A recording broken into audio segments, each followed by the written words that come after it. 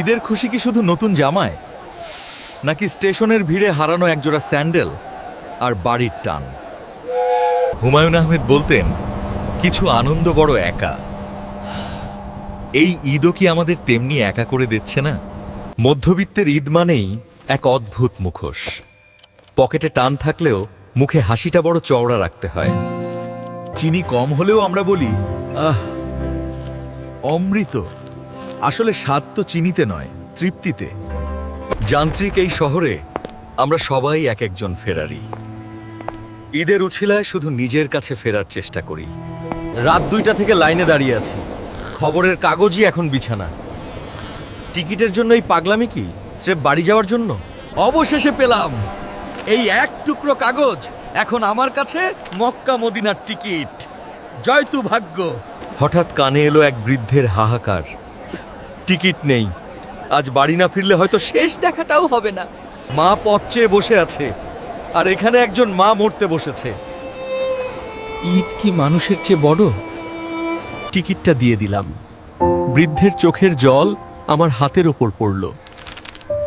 এ কি তবেই মানবতা? ট্রেন গেল, আমি রয়ে গেলাম, কিন্তু মনে হলো আজই আমার আসল ঈদ হয়ে গেছে। মনে পড়ে সেই কড়কড়ে নোটের গন্ধ।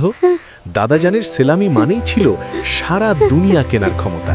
আজ কার্ডে 1000 টাকা আসে, কিন্তু কোথায় 2 টাকার নোটে যে জাদুকরি সুখ ছিল? এক ফালি বাঁকা চাঁদ দেখে সে কি চিৎকার!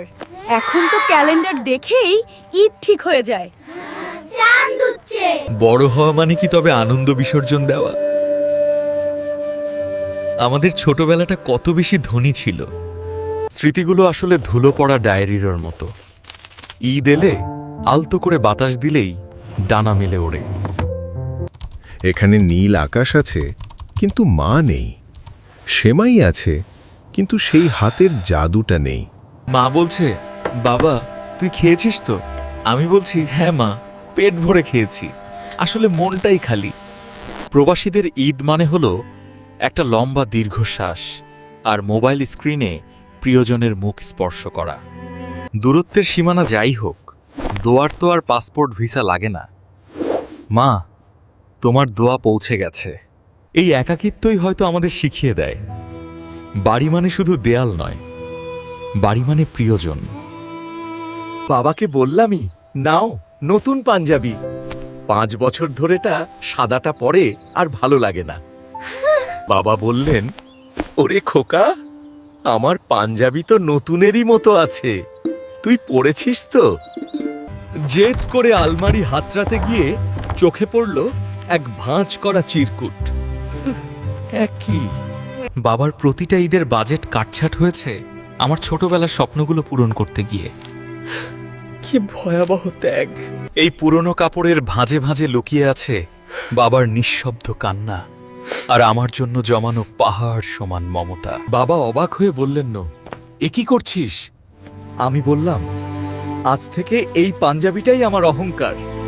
হুমায়ুন আহমেদ বলতেন, বাবাদের ভালোবাসা বুঝতে অনেক দেরি হয়ে যায়। আজ আমার ঈদ সার্থক।